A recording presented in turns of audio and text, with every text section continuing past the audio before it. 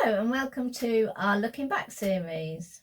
Hello, we're looking back today at January the 23rd and 24th, which is quite a long day for us, wasn't it? It was, yeah. We got really early, about 4 o'clock in the morning, to get packed and to Heathrow for our flight.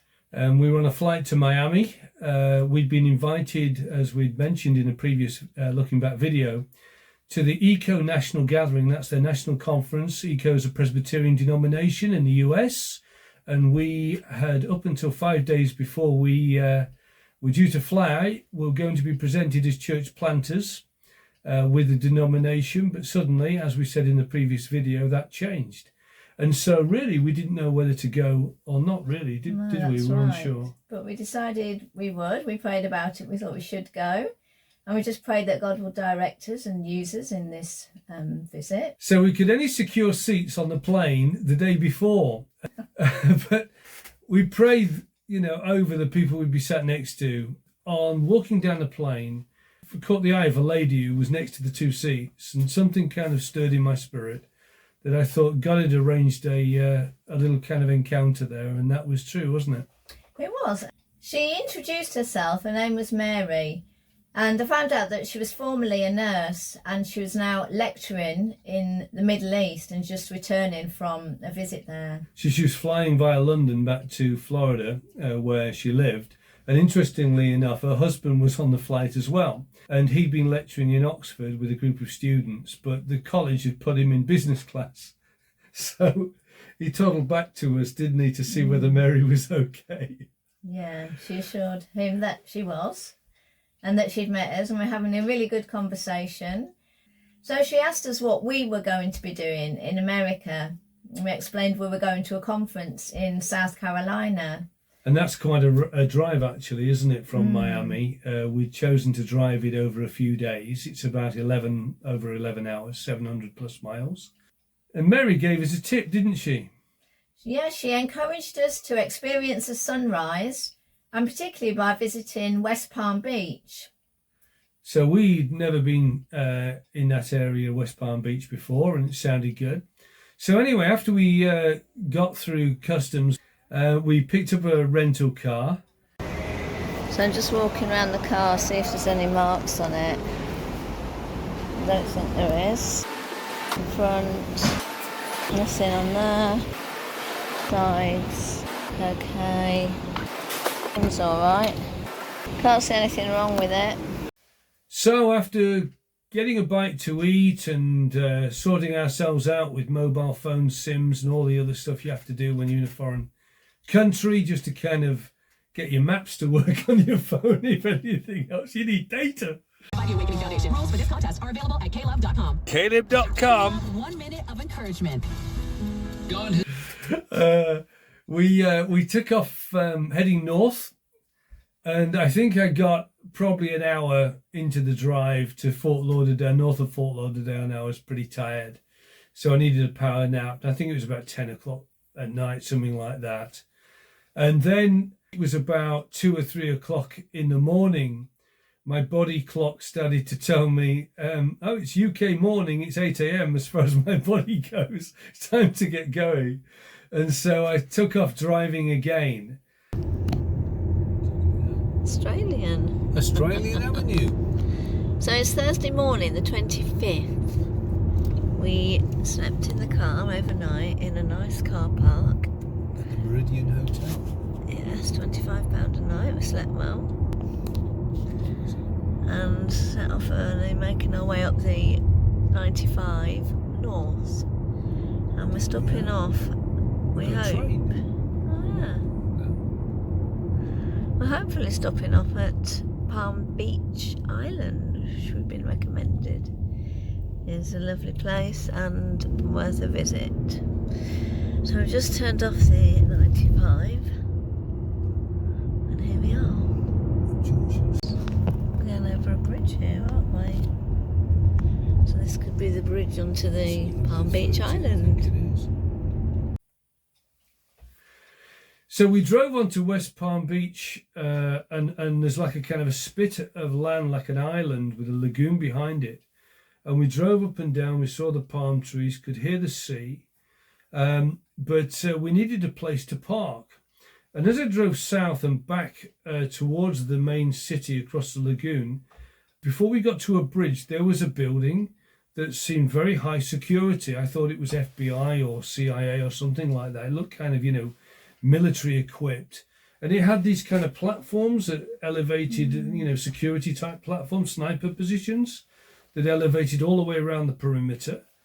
And that kind of got our attention, didn't it? But just beyond it, on the bridge, there was a car parking spot, wasn't there? Kind of for a few cars. We pulled in there, and we sat there waiting for the dawn. Now you were quite tired, weren't you? So I fell asleep, had a nap. My body clock wouldn't let me sleep, and I recall on the journey we were in election season, and particularly the presidential nomination race was on for the Republican Party, and we were aware that where we were going, Greenville, South Carolina, was the base of Nikki Haley, one of the candidates who was standing against Trump.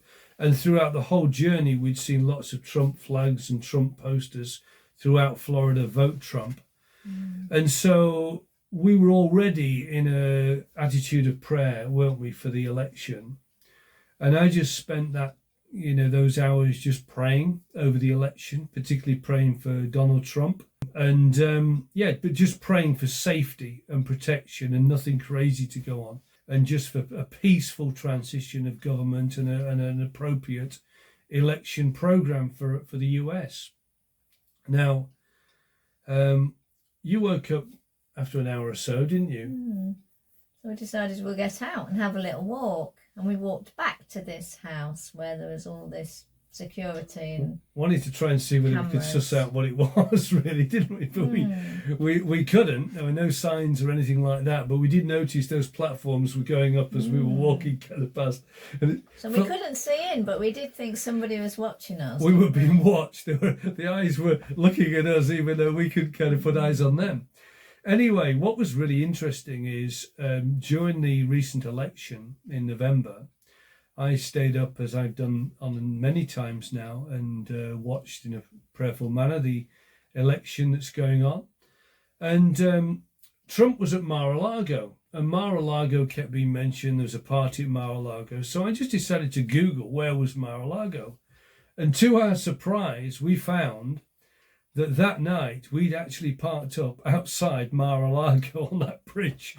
The building was actually Mar-a-Lago, Donald Trump's home and base, and we'd actually spent time there, and I've been praying for Donald Trump through the dog watch hours, praying for a peaceful transition, praying for him and for protection over him. And that's interesting in light of all that went on before the election and the assassination attempts. And who would have imagined, but we have found God putting us into places like that. Yeah. And we really were we almost didn't decide to go on the visit, but from Mary's advice to go to Palm Beach, we found ourselves going to quite a specific place and praying for who would be, we had no idea at the time, the future president of the United States of America. Who would have known? Yeah, that's right. So we just see the incredible grace and work of God in that whole visit, don't we? Yeah, right from the beginning, before we even left the runway. On the runway. Meeting that lady we believe that was of God. And then just the way she directed us unknowingly to be outside Trump's house. Trump. Paul says that. I want you to pray for leaders, for rulers, for those that have authority. Pray that we live peaceful lives and are able to spread and share the gospel.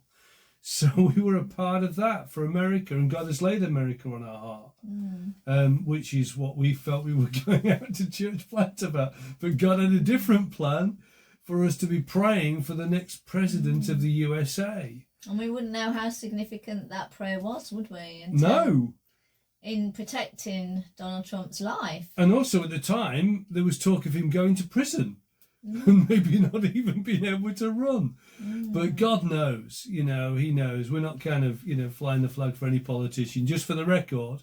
Now, soon after we saw the sun starting to emerge, or the light come, and we did experience a beautiful sunrise just around the corner. And that's the picture that you'll see on the title page of this video. Yeah. So we just want to encourage you to trust God for your future. Trust him with your plans. He has a plan for your life, just as he has and as evidenced for ours. And wherever it takes you, may take you to a present. You may even find yourself inside Mar-a-Lago. We were outside. But you might also just meet somebody in the street down the road where you are God's answer and God's plan and God's purpose for their lives. And whichever it is, don't kind of just wait for the big things to come along. Take opportunity in every circumstance and every situation to just witness for Jesus, pray for people, seek to bless them with what God has blessed you with, and see what God does. Yes. Okay? Amen. Bye for now. Bye.